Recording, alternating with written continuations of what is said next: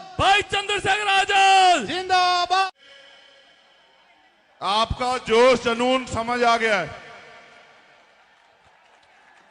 ये आपका जोश है जो राजस्थान में परिवर्तन का एक नया अध्याय लिखने जा रहा है। लेकिन क्योंकि आज चुनाव प्रचार का आखिरी दिन है, समय कम है, मुझे भी इन्हें भी आपसे बहुत सारी बातें करनी है। अगर हमारे नेता लोग अपनी जिम्मेदारी नहीं अदा करेंगे तो लेट होता जाएगा। आप चाहते हो हमारा कार्यक्रम पीछे हो जाए? बताओ, चाहते हो क्या? तो फिर अपनी जिम्मेदारी अदा करके बैठ जाओ। योद्धाओं, इस प्रदेश में आपने डंका बजा दिया है। बड़े बड़े दल कांप रहे हैं। अपनी ताकत को पहचानो और धैर्य बना के बैठ जाओ। मैं संचालक महोदय से कहूंगा कि वो शुरू करें। मैक्सिमम कोशिश की, दिन रात, जब हेलीकॉप्टर रुक जाता तो बाय रोड जाते। हमारा पूरा प्रयास ये था कि ज्यादा से ज्यादा लोगों के लिए समर्थन की अपील कर सके। आप जानते हैं कि पिछले 25 साल से राजस्थान के किसान, नौजवान, महिलाएं, गरीब, वंचित, शोषित, सबको अपने पैरों पे खड़ा, मजलूम सबको अपने पैरों पे खड़ा करने की लड़ाई, उनके साथ होने वाले हर अन्याय पे लड़ाई भाई हनुमान जी बेनीवाल लड़ रहे हैं। और पिछले 10 सालों से भीम आर्मी, आजाद समाज पार्टी के माध्यम से देश भर में हम लोग जुल्म, जाति, अन्याय, अत्याचार और कमजोर वर्गों को, एक तो उनमें भाईचारा पैदा करना, क्योंकि जाति के आधार पर बांटा गया है, और दूसरा उनको उनके अधिकारों के प्रति सचेत करना। जो काम आजादी से पहले डॉक्टर बाबा साहब अंबेडकर और सर छोटूराम कर रहे थे, जो काम राष्ट्रपिता ज्योतिबा फूले और छत्रपति साहू जी महाराज ने किया, जिस काम को मान्यवर काशीराम साहब ने आगे बढ़ाया, और उनके अधूरे सपने, किसान जवान के बेटे भी जो हैं, गरीब भी राज करें, उनकी समस्याओं का भी हल हो, उनके हिस्से में भी सुख सुविधाएं आए। मुझे तकलीफ होती है राजस्थान पे इस बात पे।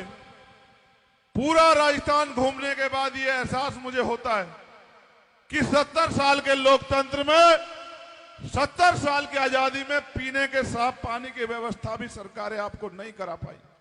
पूरे राजस्थान में हर घर ऐसा नहीं है जिसको पीने के लिए साफ पानी मिलता हो। आप राजनीतिक सत्ता चाहते हैं। राजनीतिक सत्ता कोई पाना कोई गुड्डे गुड्डे को खेल है क्या? जो लोग सत्ता पे स्थापित है वो क्यों छोड़ेंगे? वो जानते हैं कि सत्ता की ताकत क्या होती है। गहलोत जी ने एक कलम चलाई, अपने बेटे को बना दिया, लेकिन किसान का बेटा, गरीब का बेटा, मजदूर का बेटा, वो क्या बने? जब वो बनने के लिए जाता, पढ़ लिख के, तो पेपर भर्ती जो आती है उनमें पेपर लीक हो जाते हैं बस भर के। नेताजी का, विधायक जी का, मंत्री जी का बेटा, रिश्तेदार, दूर का रिश्तेदार बस में बैठ के पेपर देता है, और मेहनत करके जो अपने पेट काट काट के अपने बच्चों को पढ़ा के जिन लोगों ने भेजा कि अपने पैरों पे खड़े होंगे, उनके अधिकारों को छीनने काम करता है। डाका बहुत लंबे समय चल रहा है और तब तक चलता रहेगा जब तक आप अपनी वोट को जिम्मेदारी से देके और काम करने वाले लोगों को मौका नहीं दोगे। ये चलता रहेगा। मैं तो आपको ये बताना चाहता हूं, भोपालगढ़ में तो पिछली बार आपने परिवर्तन कर दिया, लेकिन बिलाड़ा में इस बार होना चाहिए। उसका कारण यह है, अगर आप 10 रुपए का सामान भी कोई खरीदोगे, 2-4 बार उसके पैकेट को देखोगे। पैकेट तो नहीं है, जो अंदर सामान है वो टूटा हुआ, खराब तो नहीं है।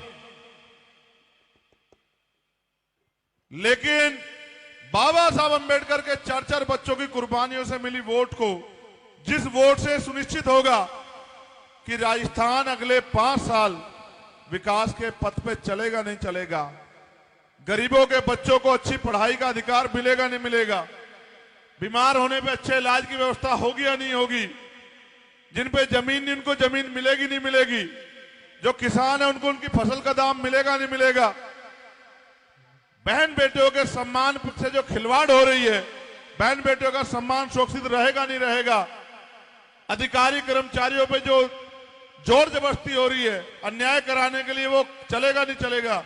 ये सारे फैसले 25 तारीख को जब आप वोट डालने जाओगे तो वो 25 का फैसला नहीं, अगले 5 साल का फैसला है।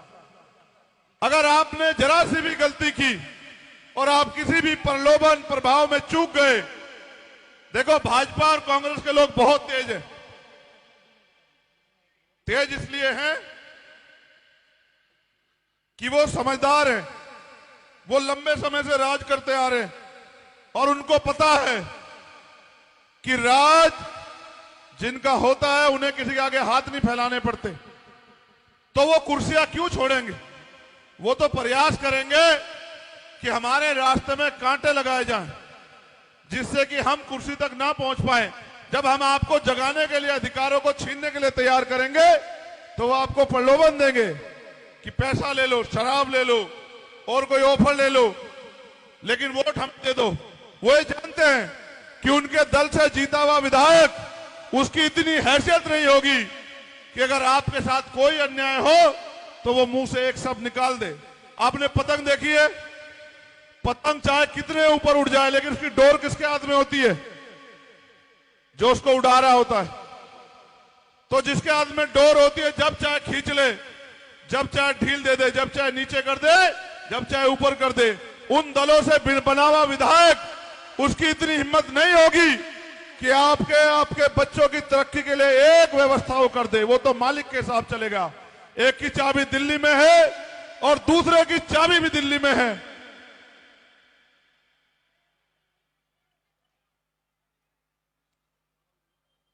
ये मुझे कह रहे हैं कि समय कम है, मैं भी कह रहा हूं कि भाजपा कांग्रेस का समय यहां बहुत कम है। अब तो यहां आने वाला समय आरएलपी एसपी का है। देखो मेरी बात पे गौर करो, इंद्र मेघवाल के साथ मटकी छूने पे जो अन्याय हुआ, आप सोचो, अपने महसूस करके देखो। वो इतना सा बच्चा था, मैंने उसकी वीडियो देखी, उसकी इतनी बुरी हालात थी और वो अपने पिताजी से कह रहा था, उसके पिताजी पूछ रहे थे, वो जवाब नहीं दे पा रहा था। अभी हम बाली से आए और बाली हम इसलिए गए क्योंकि मूछे रखने पर जितेंद्र मेघवाल की हत्या हुई, चाकू से गोद दिया उसको। कैसे? 3 गांव के रास्ते को ब्लॉक करके, वो आपका भाई जितेंद्र मेघवाल जब जा रहा था, धोखे से हमला करके उसको मार दिया। उनकी मम्मी, उनके भाई मुझे मिले, इंद्र मेघवाल का परिवार मुझे मिला, ओम प्रकाश रैगर का परिवार कल रात मुझसे गले लग के रो रहा था, आपने देखा होगा। मुझे एहसास नहीं था कि वो आ जाएंगे। कोजाराम मेघवाल, पूरन रैगर, ओम प्रकाश जाट, जिसने भी सामंतवाद के खिलाफ आवाज उठाई